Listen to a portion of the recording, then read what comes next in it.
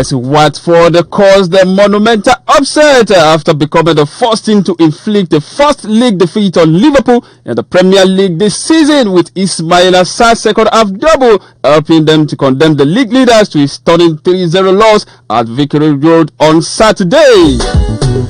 Yes, a lot of people were actually expecting that to happen, and alas, it happened on Saturday when Liverpool suffered the first league defeat at the Vicarage Road. They were stunned by 3-0 by Watford, and of course, it is with that I welcome you to another fantastic edition of Sports Spectra on Pensioners 106.7 FM. Agbarigo Onireke Ibadan, the voice of liberation and the first labor radio on the continent. My name is IDRIS, ABIOLA, reporting for duty, and it's another time for us to intimate ourselves with the very latest in the world of sport. Yes, Liverpool's hopes of remaining unbeaten for an entire Premier League season were shattered in sensational style. Ismail Assar scored twice, while captain Troy Deeney added the third in the sparkling second half display from the Hornets. And talking of the records now, the Reds has won their past 18 Premier League games, and another at Vicarage Road would have made history as the longest winning run in the English top flight. Liverpool also failed to score in the Premier League game for the first time since March 2019, where they played a goalless draw against Everton, ending a run of scoring in 36 consecutive league games. Also, Liverpool had just one shot on target in the Premier League game for the very first time since February 2019 in a goalless draw against Manchester United, where they also had a goal. Alright, for more on Liverpool's Premier League unbeaten run and where it ranks among greats, yes, you can join us on Media Sport at 12 noon tomorrow as we will review Liverpool season so far, which has been remarkable. And talking of reactions, Watford boss said, and I quote, in the context of our season, it's a really important 3 points.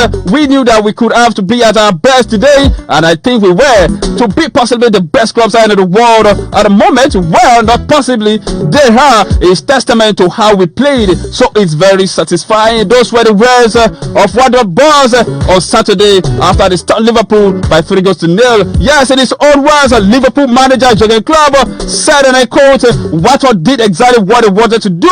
We did not. That's how football works. You have to accept it. It's not so easy, but it's the proof we were not good enough. It's always very difficult. Those were the words of Jurgen Klopp after they suffered a 30-day loss at the Vicarage Road on Saturday. Of course, in the other Premier League result, Brighton and Hove 0, Crystal Palace 1, Newcastle 0, Burnley 0, West Ham 3, Southampton 1, Watford 3, yes, Liverpool 0, Aston Villa and Sheffield, that game was postponed, Everton 1, Manchester United 1, of course, that game ended in a controversial draw where Ancelotti, yes, Carlo Ancelotti, the Everton boss, saw red at the end of the game. They're Tottenham 2, Wolves 3, and talking of the way they sit on the table, Liverpool sit on top at the summit with 79 points, Manchester City second, 57 points, Leicester City third with 50 points, Chelsea fourth with 45 points, Manchester United fifth, 42 points.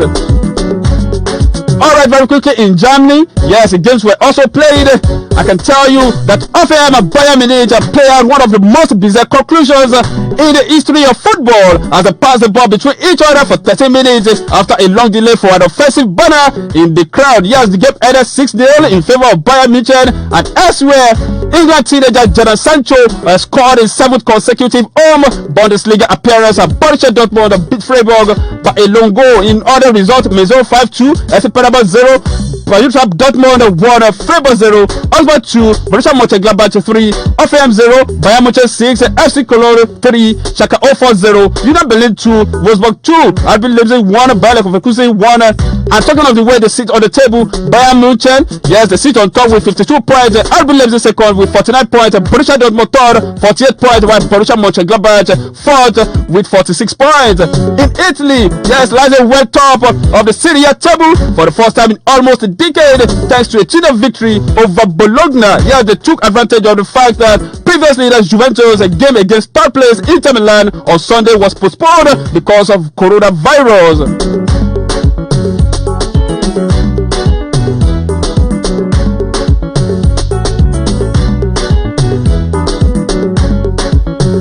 Yes, in other results, Lazio 2, Bologna 0, Napoli 2, Torino 1, Lecce 2, Atalanta 7, Cagliari 3, AS Roma 4. Talking of the way they sit on the table, Lazio first with 62 points, Juventus second 60 points, Inter Milan third 54 points, Atalanta fourth 48 points, Roma fifth 45 points, Napoli sixth with 39 points.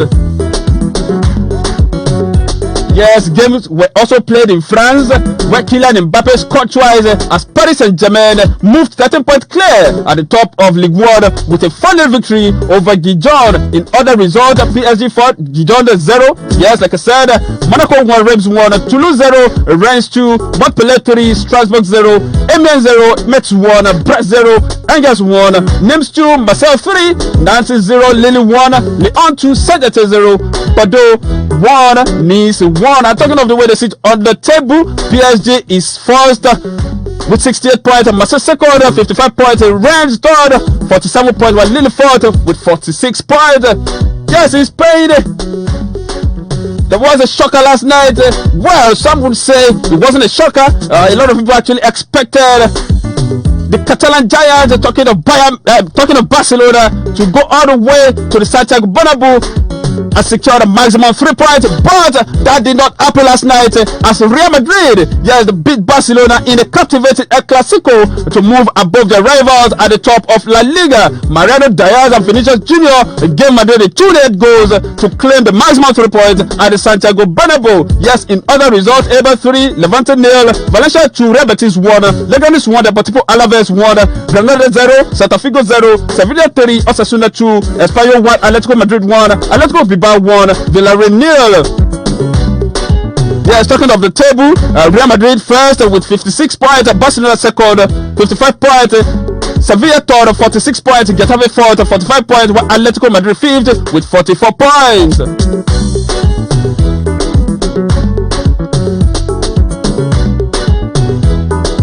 Alright, to some football stories now. Yes, I can report that Chelsea manager Frank Lampard said he does not know when Tammy Abraham will return to action after the striker met a specialist about his ankle injury. Abraham had traveled to Barcelona for advice after pulling up during the warm-up following Tuesday Champions League defeat by Bayern Munich.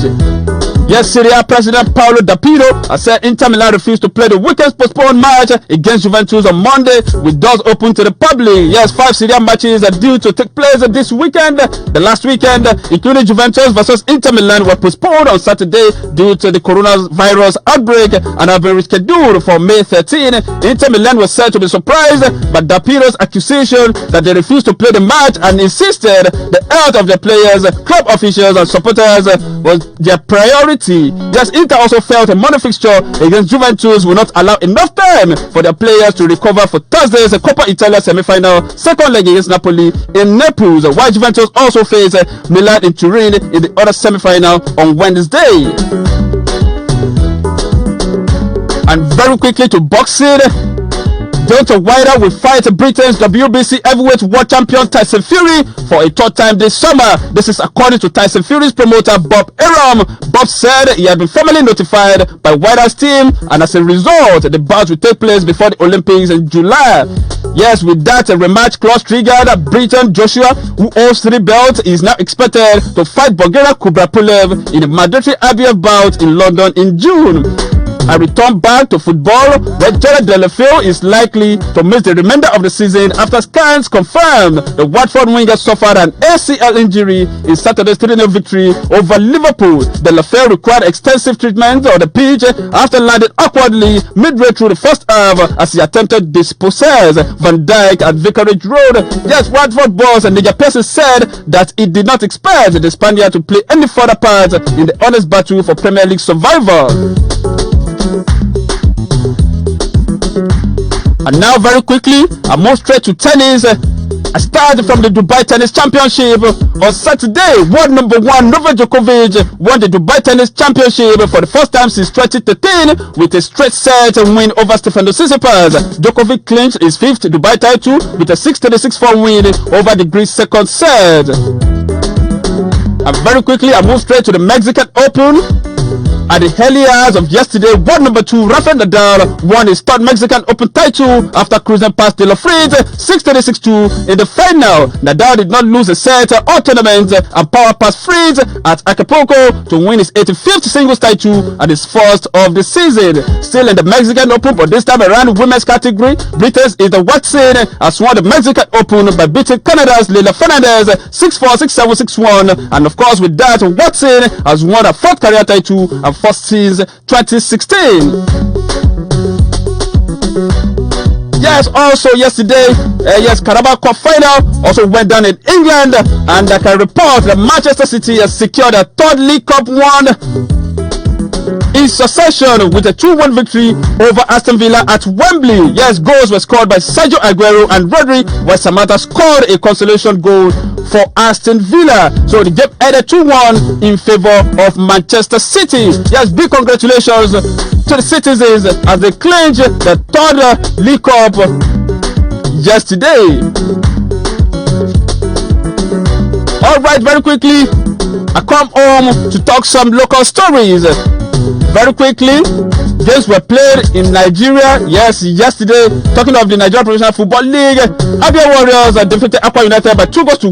Enugu Rangers defeated Adamawa United by 2-0. Atlanta of Owerri lost at home to Rivers United by 2-0. Ifeanyi Uba, yes, they won against MFMFC by a long goal. Kano Pillars also defeated Dakada FC by 2-0. Kwara United lost at home to Lobby Stars by a long goal. Plateau United defeated Jigawa Golden Stars by 2-1. Warri Wolves, yes, Warri Wolves defeated Sunshine Stars of Akure by 3-0. Wiki Tourists, yes, Wiki Tourists beat Nasarawa United by a long goal. I'm talking of the way they sit on the table. Plateau United first with 40 points, Rivers United second, 39 points, Lobby Stars third, 39 points, Aqua United fourth, 33 points, and of course, also yesterday, CAF Confederation Cup games were played. Talking of the quarterfinal round, Enyimba of Nigeria shared his points with Oroya AC from Guinea. 100 it ended. Zanako 0, Pyramids FC 3, and Nasri 0. Asade Agadir 5, Al Masri 2, RSB Bekane 2.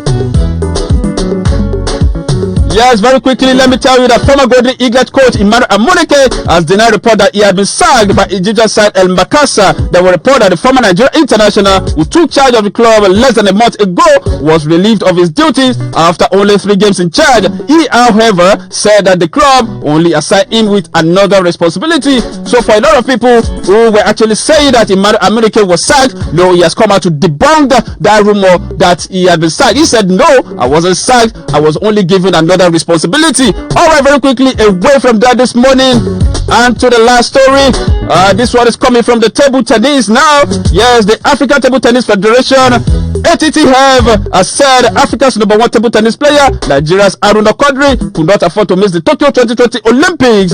Aruna missed qualification for the Olympics from the African qualifying tournament after he failed to show up for his third game against Tunisia's Adaman after sustaining an injury in his loss to Senegal's Ibrahim Diaw. The ATTF, in a statement released by its media office yesterday, said Aruna Quadri is Tokyo bound based on his world rating. So hopefully we get to see Aruna Quadri at the Tokyo 2020 Olympics that will go down later in the year. Alright, it's 40 minutes gone past 8 already on Pensioners 106.7 FM, and this is where I'll be saying bye-bye on the show this morning. Many thanks for you guys for sticking around, and of course many thanks to my producer, Today Tiami. You not forget Abiola Ayodele and Adebanke Bello. Yes, they are the 2 DCAs I met on ground, and it is with that I'm saying good morning to you. I remain Idris Abiola. Have a beautiful Monday.